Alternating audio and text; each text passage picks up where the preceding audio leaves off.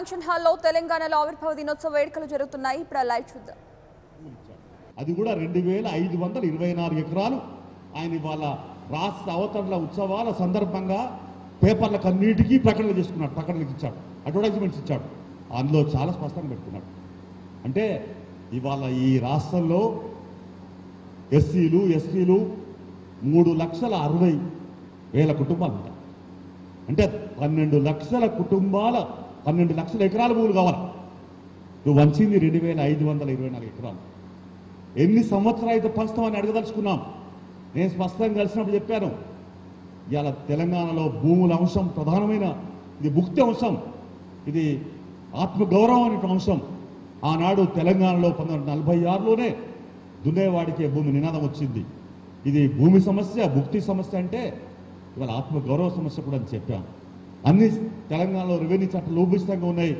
ఒక సమగ్రమైనటువంటి చట్టం తీసుకురావాలా. ఆల్ పార్టీ మీటింగ్ పిలువంటే పిలవడానికి రాకరించాడు. నువ్వు దళితులకు 3 ఎకరాల భూమి ఇవ్వలేవని చెప్పి రాతపూర్వకంగా మొట్టమొదట ఇచ్చినటువంటి పార్టీ సిపిఐ పార్టీ. అప్పుడు ఇచ్చిన లెటర్ ఇప్పుడు చెప్తా ఉన్నావు, ఎప్పుడు చెప్తాం? ఆయన తలకాయ కింది మీది పెట్టి తపస్సు చేసినా కూడా ఈ దళితులకు 3 ఎకరాల భూమి ఇవ్వజాలడు.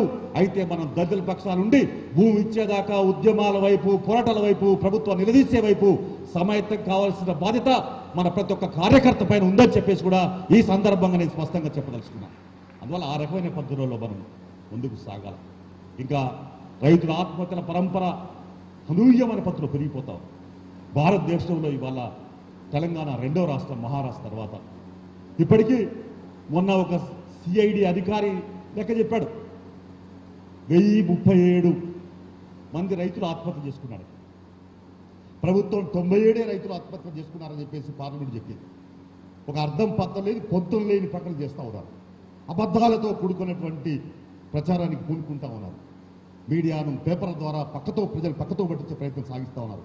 అందుకని ఇలాంటి అనేకమైనటువంటి అంశాలపైన మనం రానున్న కాలంలో మరింత ఇవాళ హైదరాబాదు, రంగారెడ్డి జిల్లాలో ప్రధానంగా హైదరాబాద్ ఈ ప్రాంతాల్లో కూడా సహజంగానే మనం ఆల్రెడీ ఇప్పటికే గుడిసెలేసుకుని ఉంటా ఉన్నాం. ఇప్పటికీ మనకు సర్టిఫికేట్ రాలేదు. ఇవాళ కొంతమందికి సర్టిఫికేట్ ఇస్తా అంటే సంతోషం అనుకున్నాం. కానీ ఇవాళకి కూడా ఒక సర్టిఫికెట్ ప్రథమ వార్షికోత్సవ సంబరాల సందర్భం కూడా ఒక్క సర్టిఫికెట్ ఇవ్వనందుకు మనం రేపటి నుంచి మరింత ఇళ్ల స్థలాలు ఇస్తావా లేదా అనే నిలదీసే ఉద్యమాల వైపు సమైతం కావాల్సిన అవసరం అని చెప్పేసి ఈ సందర్భంగా తెలియపరుస్తా ఉన్నాను. అలాగే ఇంకా అనేక మౌలిక సదుపాయాలకు సంబంధించి మన స్లమ్స్ ఏరియాలకు వచ్చి కేసీఆర్ బ్రహ్మాండమైన ప్రకటన చేస్తూ ఉన్నాడు. హైదరాబాద్లో మొత్తం స్వచ్ఛ భారత్ అని ఆయన పెడితే స్వచ్ఛ హైదరాబాద్ ఇది పెట్టాడు. స్వచ్ఛ హైదరాబాద్లో ఏం చేశాడు? 50 లక్షలు ఒక్కొక్క డివిజన్కి ఇచ్చేసి అధికారికి ఆ టీఆర్ఎస్ కార్యకర్తల ప్రమేయంతో ఇస్తాలుగా శాంక్షన్ ఇచ్చుకుంటా పోతాం. దానిపైన నిగరాన్ని దృష్టి పెట్టాల్సిన అవసరం ఉంది. అంతేకాకుండా పారిశుద్ధ్య కార్మికులందరూ దేవుళ్ళు, మాకు దేవుళ్ళు అన్నాడు, దేవుళ్ళు లాంటివి అన్నాను. దేవుళ్ళు అని మాట్లాడి తప్ప నోటితో మాట్లాడి నొసటితో ఎక్కించినట్టుగా ఉన్నది ఆయన పని. ఒక్క పైసైనా పెంచినాడా? కొన్ని వాళ్ళకి సబ్బులు ఉన్నీళ్ళు అన్ని ఇస్తా ఉన్నాడా? ఏమైనా మార్పు వచ్చిందా? తెలంగాణ రాష్ట్రం వచ్చినాక గత సర్కారుకు ఈ సర్కారుకి ఏమన్నా కొత్తతనం కనపడదా? తేడా కనపడదా?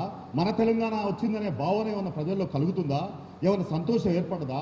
మా తెలంగాణని ఎంతైతే పోరాటం చేసినామో, మన తెలంగాణ వచ్చిన తర్వాత మన ఆకాంక్షల్లో, మన ఆలోచనలో కొత్త ఆలోచన మన ప్రభుత్వం వచ్చింది, అరే మన ప్రభుత్వం అని చెప్పుకోవడానికి కూడా ఇవాళ సాహసించని పరిస్థితిలో ఉన్నారు. ఇలా టీఆర్ఎస్ సంబంధించినటువంటి కార్యకర్తలు, నాయకులు, మంత్రులు, ఎమ్మెల్యేలు మాట్లాడేటప్పుడు కూడా వ్యక్తిగతంగా చెప్తా ఉన్నారు, అయ్యా మాకేమీ అర్థం కావట్లేదని పత్రులు ఉన్నారు. ఇవాళ అందుకనే అన్ని మరి వాళ్ళ సమస్యలకు నిలయంగా ఇవాళ తెలంగాణ వచ్చినాక కూడా ఏ సమస్య పరిష్కారం కాలేదు. అన్ని సమస్యలు పెండింగ్లో ఉంటా ఉన్నాయి.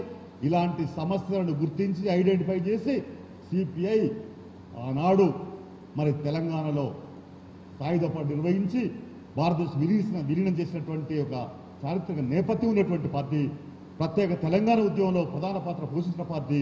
ఇవాళ తెలంగాణలో పచ్చటి తెలంగాణ నిర్మిద్దాం, అలాగే ప్రజా తెలంగాణకై ప్రతినబూంతం అనే నినాదంతో ముందుకు సాగాలని మీ అందరికి విజ్ఞప్తి చేస్తూ, పిలిపిస్తూ మీ అందరికి పేరున నా వైపు నుంచి నమస్కారాలు, అభినందనలు తెలియపరుస్తా ఉన్నాను.